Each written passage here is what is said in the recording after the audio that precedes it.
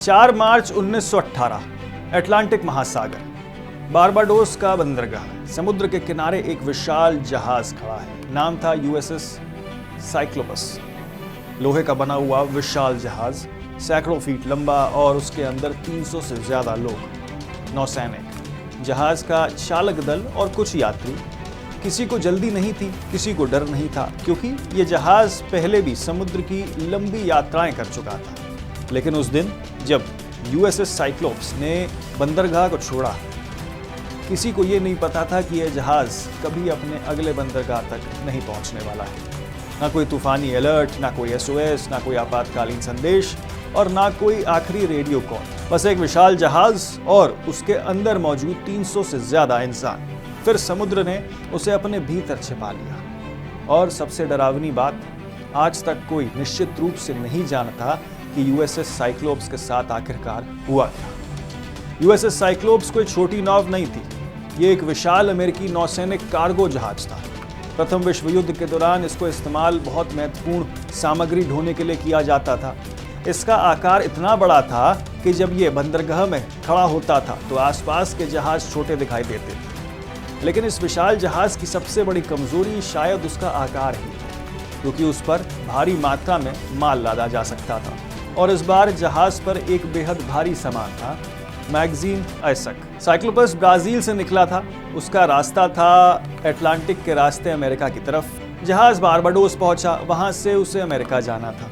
सब कुछ सामान्य दिखाई दे रहा था, लेकिन यहीं से कहानी जो है वो रहस्य बन जाती है, क्योंकि बारबाडोस से निकलने के बाद यूएसएस साइक्लोपस फिर कभी दिखाई नहीं दी। 4 मार्च जहाज बंदरगाह से निकला गया।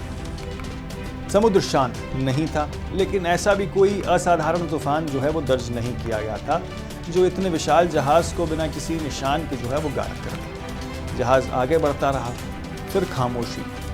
दिन बीत गए, परिवार इंतजार करते रहे। जहाज का अगला संदेश आ गया, कोई खबर मिलेगी, शायद जहाज किसी बंदरगाह पर पहुंच गया होगा। लेकिन कुछ नहीं आया।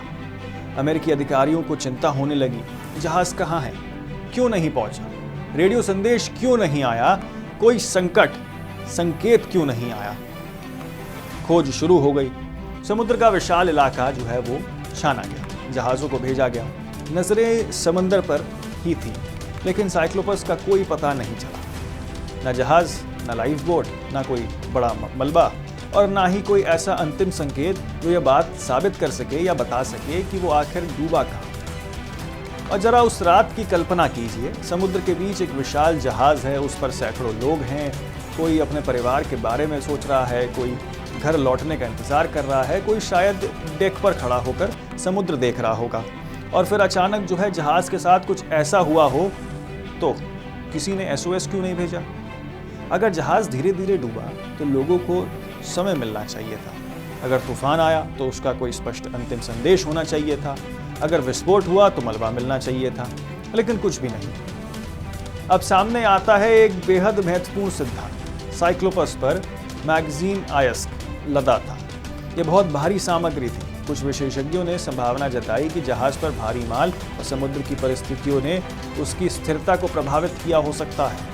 अगर जहाज की संरचना या माल की स्थिति बिगड़ी तो वो अचानक बहुत तेजी से पलट सकता है, इतनी तेजी से कि एसओएस भेजने का समय तक भी ना मिले। ये संभावना आज भी सबसे गंभीर व्याख्याओं में से एक गिनी जाती है। क्या वास्तव में यही हुआ था? इसका कोई प्रत्यक्ष प्रमाण नहीं है। साइक्लोपस के कप्तान थे जॉर्ज डब्ल्यू वॉर्ली।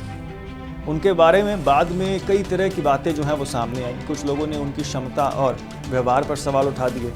कुछ ने कहा कि जहाज की स्थिति को लेकर समस्याएं थीं, लेकिन कप्तान की गलती साबित करने वाला कोई निर्णायक प्रमाण नहीं मिला और इसलिए रहस्य वहीं खड़ा रहा, क्योंकि ये प्रथम विश्व युद्ध का समय था। एक संभावना ये भी उठी कि जर्मन पनडुब्बियों ने जहाज पर हमला किया हो, लेकिन इस सिद्धांत को साबित करने वाला भी कोई ठोस सबूत नहीं। ना कोई पुष्ट जर्मन रिकॉर्ड, ना कोई निश्चित मलबा, ना ऐसा प्रमाण जिससे ये कहा जा सके कि साइक्लोपस को दुश्मन ने डुबोया। यानी युद्ध का समय था, लेकिन युद्ध का सिद्धांत भी इस रहस्य को पूरी तरीके से हल नहीं कर सका। यही वजह है कि जहां यूएसएस साइक्लोपस की कहानी डरावनी बन जाती है, क्योंकि समुद्र अपने भीतर चीज़ों को इसी तरीके से छिपा सकता है कि वर्षों तक कोई निशान नहीं मिले। कल्पना कीजिए, आज से 1 सदी पहले रात के अंधेरे में सैकड़ों लोग एक जहाज पर हैं। चारों तरफ सिर्फ पानी है, जहाज के नीचे हजारों फीट गहराई। अगर जहाज अचानक पलट जाए तो कुछ ही मिनटों में पूरा दृश्य बदल सकता है। और फिर समुद्र शांत, जहाज गायब, लोग गायब और दुनिया के पास सिर्फ सवाल। यूएसएस साइक्लोपस की तलाश आज तक उस रहस्य को पूरी तरीके से खत्म नहीं कर सकी। कई खोजें हुई, कई संभावनाएं सामने आईं, लेकिन मुख्य मलबा कभी निश्चित रूप से नहीं मिला।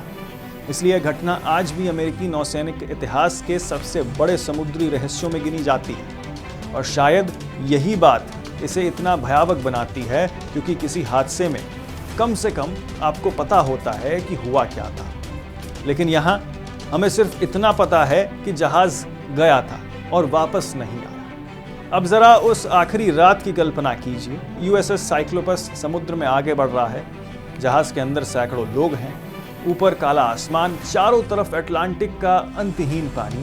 फिर शायद कोई तेज झटका लगा हो, शायद जहाज एक तरफ झुका हो, शायद भारी माल अपनी जगह से खिसका हो, शायद पानी अंदर आया हो, शायद कुछ ऐसा हुआ हो जिसका जवाब आज तक हमारे पास नहीं है। लोगों को शायद कुछ ही मिनट मिले हों, किसी ने किसी को पुकारा हो, किसी ने बचने की कोशिश की हो, किसी ने शायद समुद्र की तरफ देखा होगा। और फिर सब कुछ खत्म। ना कोई SOS, ना कोई आखिरी संदेश, ना कोई अंतिम तस्वीर और ना कोई निश्चित मलबा, बस समुद्र। आज 1 सदी से ज्यादा समय बीत चुका है, लेकिन अगर कभी समुद्र की गहराई में यूएसएस साइक्लोपस का मलबा मिल गया तो शायद एक ऐसा राज सामने आएगा जो इतिहास में सबसे बड़े समुद्री सवालों में से एक का जवाब दे सकता हो। आखिर उस जहाज के आखिरी मिनटों में हुआ क्या?